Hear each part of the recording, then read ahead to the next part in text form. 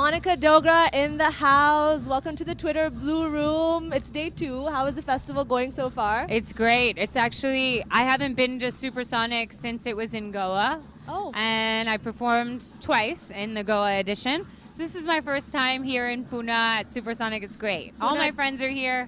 It's amazing. Pune treating you well? Yes, I love this city. Yeah? It's an amazing city. And how have you spent the last day? Like, do you catch any good artists?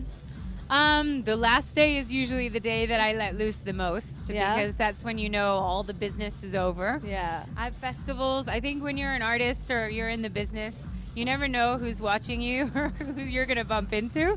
So you have to be on really good behavior. So tomorrow should be fun. Tomorrow I'll be more. I'm always fun, girl, but I'll be more fun tomorrow. And yesterday, did you manage in your busy schedule? Do you manage to catch any of the artists performing? I did, yeah. Do you like anyone in so particular? A lot of my friends are here, and I did. I loved Nurm and Easy Riser went back to back. That was one of my favorite sets yesterday. Also, Alt J, incredible. I've been wanting to see them live forever. Yeah. Major Lazer, those dancers though. I know. The dancers for Major Lazer, so beautiful. And they always do a little bit extra. You got the guy in the cricket jersey as well, so they really have like love for India. I know there were moments where they were just walking around stage like bosses doing nothing, and I was like, next time I'm on stage, nobody cared. I was like, I'm gonna do that. Also, Nuclear. It was my first time. So I've known Nuclear for 100 years. Udayan and I have known each other for a while. And you've never seen him perform? No, I have seen him perform, but not since his big come up, not since Base Rani. So I haven't seen the Nuclear avatar that can like pack a stadium. So I was really proud of him too. Yeah, yesterday I asked Nuclear what his autobiography would be called, and he said very aptly Base Raja. So I think we should see that coming out soon. Now, I don't know if everybody knows this, but you call yourself D Money. What's the story there?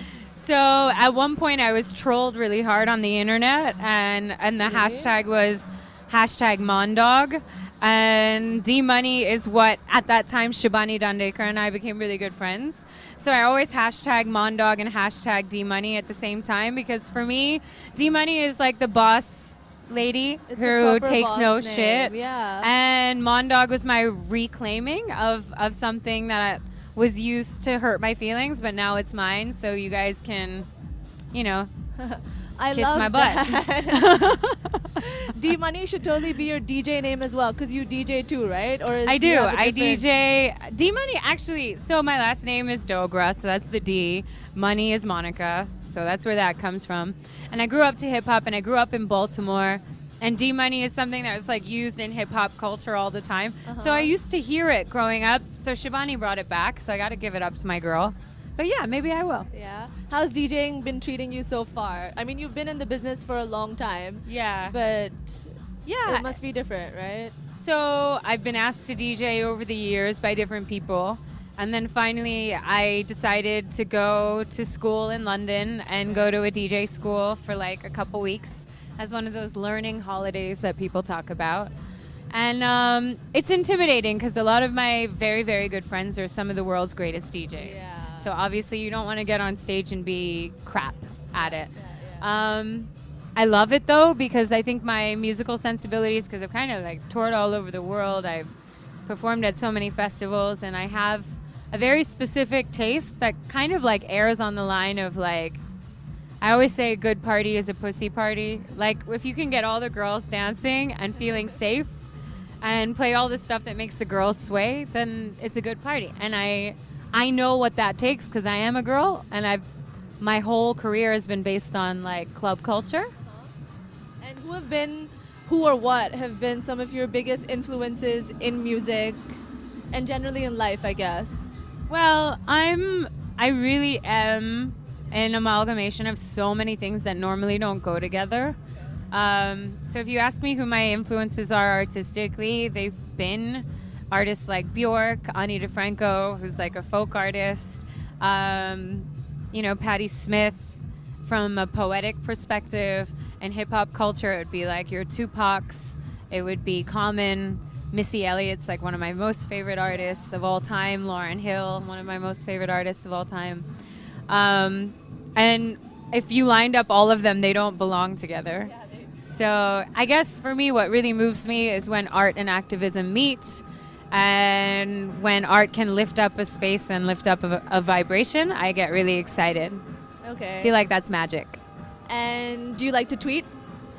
I don't tweet as much as a lot of my friends do. We're but going yeah, I to tweet. have to change that. No, I mean I tweet. I'm on Twitter. Yeah. I tweeted something really funny today, actually. Okay, Right, what was it? we should talk about that. We'll talk about that. I went out to dinner with a friend of mine who's a famous Bollywood actor. Okay. And we're just friends. I mean, he's super beautiful and totally dateable, but we're just friends.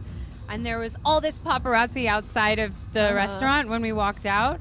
So currently, in the Twitter sphere, people are tweeting that I'm dating Harsh Kapoor. Oh. And I just tweeted today. I was like, haha, that's hilarious. See you later, boyfriend. Like, winky face. And then after that, I tweeted, everybody knows I'm dating Shabani Dandekar. She's my girlfriend. Both of which are equally true. Not true at all. So, you know. That's so cute. Do you have a favorite emoji? I which like one the do you use emoji the of the most? guy slapping his face like this. I like that guy. Life gives you that many situations to use that. Girl, you know. I know you know. Okay, We and both know. High five on that one. High five. as usual, you look on point. So Thank you. You too. How do you decide what you're wearing for a festival? Well, this time I just moved house and all my clothes were all over the place, so it was a little stressful. Okay. Stress works. Thanks, girl. Yeah, so one of my girlfriends came over and we just pulled everything out of my closet. And I wear a lot of vintage, and I'm also really lucky because amazing designers gift me things. So, yeah, I just slap it all together. Okay. Don't you dress how you feel? Yeah. I just dress how I feel. And if you had to not categorize yourself, but describe yourself as a certain kind of festival goer, what would you be? Would you be like that front row extra happy one, or the one vibing in the back, or the Instagramming one? Like, what would you say you are?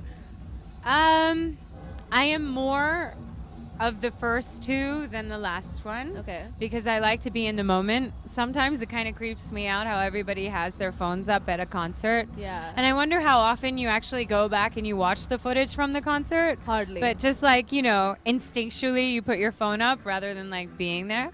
Okay. But sometimes I like being in the back. Sometimes I like being in the front. Sometimes I like VIP. Sometimes I like being in the mosh pit. Just like how I dress. It's like I'm all the things. Sweet. Yeah. And you were just telling me about your new EP coming out in a bit. Yeah. So let's talk more about that. Sure. So I've been working on an EP with a producer who goes by the moniker Dutty Deeds. And it's a combination of bass, tropical bass, hip hop. And it's taken me about a year. And what's really exciting about it is, one of the singles I released a single, and I think it's going on the EP. And that's Not I Mastana, and it was the first time I had ever sung in Hindi. Yeah. And that was really, really excruciating / amazing / opening. It's intimidating to take on a language that you've never really explored before. But at the same time, Abida Parveen is one of my most favorite. I respect her. I honor her legacy. She's an incredible Sufi singer who really has her own space and really carved it, by the skin of her teeth at a time when no one was. And my way is I took the song and I reinterpreted it and made it my own. And similarly on the EP is tentatively called Seeing Red. And for me, Seeing Red is kind of about when so many emotions are running through you and so many things have happened and you have this whistle in your ear and your sight becomes completely red and you're just moving, autopilot. That's intense. Yeah. So that's been kind of the process. And what's exciting about it is it features a song that's half in Dogri, which is my mother's mother tongue. My family is from Jammu. And I don't think anyone has kind of written a Dogri trap song before. So I'm really stoked to release that. And I'm stoked to hear it. Thank you. Do you want to do a last shout out to your boyfriend, your girlfriend, whoever you're dating? All my fake boyfriends and girlfriends. Monica Dogra shouts at you from the Twitter pod out here at Supersonic. I have so many fake boyfriends and girlfriends. So many fake boyfriends. And she loves each one of you dearly. I love you all. D Money in the Blue Room. It was a pleasure having you here. Enjoy the rest of the festival. Thank you, you too. I'll see you on the dance floor. Bye, guys.